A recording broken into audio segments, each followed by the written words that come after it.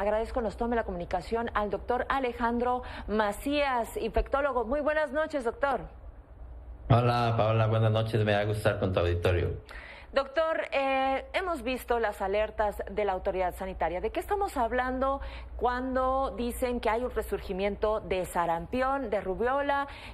Hay una preocupación. ¿Por qué ocurrió esto? Ya desde antes de la pandemia se había visto en el mundo una caída de las tasas de vacunación del sarampión por dos motivos principales. Por un lado, porque cada vez hay menos productores de vacuna.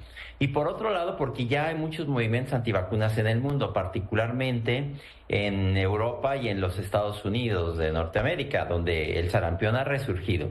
Recuerden que también antes de la pandemia en México había resurgido el sarampión, ya había alrededor de 200 casos y habían caído las tasas de vacunación. En todo el mundo, México no fue la excepción, cayeron las tasas de vacunación de sarampión por la pandemia y por la falta de vacunas. Entonces, estamos ahora en una situación crítica en el mundo, porque como bien describen ahora, ya hay millones de casos de sarampión, que es una enfermedad grave. No solo el sarampión en sí mismo es grave y puede matar y dejar secuelas serias en los niños, o inclusive en adultos no vacunados, sino que, digamos, el sarampión borra la memoria inmunológica y permite que se reactiven enfermedades o que tengas enfermedades a las que ya no serías sensible. Por ejemplo, se puede reactivar la tuberculosis. Entonces, es una situación muy seria porque el sarampión es una de las enfermedades más contagiosas del mundo y si no alcanzamos una tasa de vacunación superior al 90% de la infancia, tarde o temprano va a reaparecer, y esas son las alertas que dio la UNAM y la propia Secretaría de Salud. Doctor, buenas noches. ¿Por qué hay menos productores de vacunas? De vacunas en general, de esta vacuna en específico, ¿por qué? Mira, dejaron de ser negocio las vacunas de ese tipo en el mundo. Primero, son vacunas que ya son ancestrales, digamos, y que dejan de ser negocio en la vida, que ya no tienen un gran valor agregado. Entonces, México antiguamente era casi autosuficiente en su producción de vacunas, pero México también cayó en esa trampa de mejor, en lugar de hacer tus vacunas, ir a comprárselas a los chinos o mercarlas en la India, que era barato, y mejor dejarles a ellos el problema. Aquí la situación es que cuando se acaban las vacunas, ya ni con dinero las puedes comprar porque hay una larga fila de gente o de países que la quieren comprar. Entonces, primero México tiene que volver a producir vacunas, pero mientras tanto no salirnos de la fila de los compradores internacionales.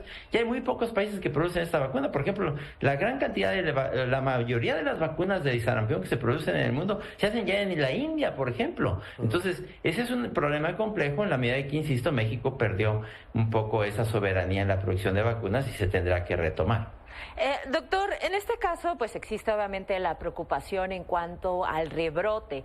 ¿Dónde es más factible que pueda ocurrir? Es decir, en los menores, estamos hablando de menores de 6 años, donde pues están quizá completando su esquema de vacunación, o en las personas adultas mayores. Es decir, ¿hay quizá alguna edad, algún grupo etario que sea más vulnerable?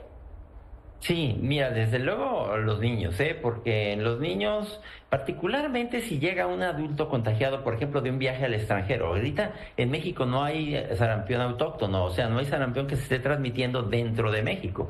Pero si viene un viajero internacional con sarampión y cae en un grupo donde haya una tasa de vacunación baja, ahí va a prender el sarampión. Entonces, entiendo que la Secretaría de Salud, la Autoridad de Salud de México, se está acelerando para retomar nuestros índices de vacunación, que México siempre los ha tenido muy buenos y se lastimaron, insisto, por la pandemia, para alcanzar esa tasa de más del 90%, pero lo más probable es que cuando empiece en escolares no vacunados. Doctor, siendo una enfermedad de fácil transmisión, de fácil contagio, ¿cuáles serían las medidas elementales mientras no se cuente con vacunas o mientras no haya capacidad de vacunar?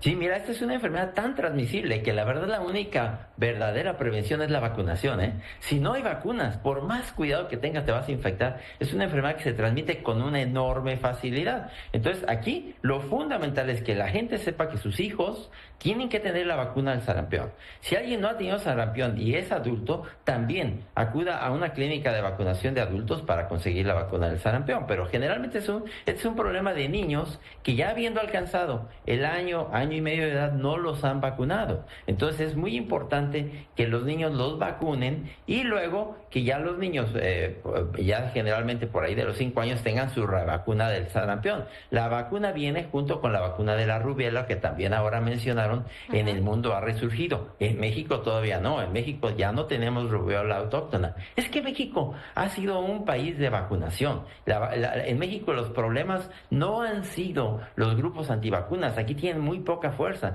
La gente se permite la vacunación en México. Cuando ha habido problema en México es porque no hay vacunas, no porque no haya gente dispuesta a vacunarse. Ahora, doctor, la pregunta, sabemos que en el caso de las vacunas pediátricas, pues bueno, es más fácil conseguirlas, quizás se puede ir al consultorio del pediatra, incluso las propias instituciones de salud pública, pero en el caso de los adultos, ¿dónde se puede conseguir una vacuna contra sarampión justo para los adultos?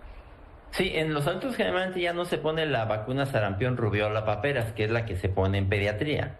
En adultos generalmente se pone nada más la vacuna sarampión, rubiola, es que se llama vacuna SR, y esa generalmente se consigue en las clínicas de vacunación de adultos. Si hay un adulto que no haya tenido sarampión y que no está vacunado, debe vacunarse, porque el sarampión en el adulto es particularmente grave, puede matar y dejar secuelas serias. Doctor, para terminar, si ya me dio sarampión como adulto y fui vacunado, ¿puedo volver a contagiarme?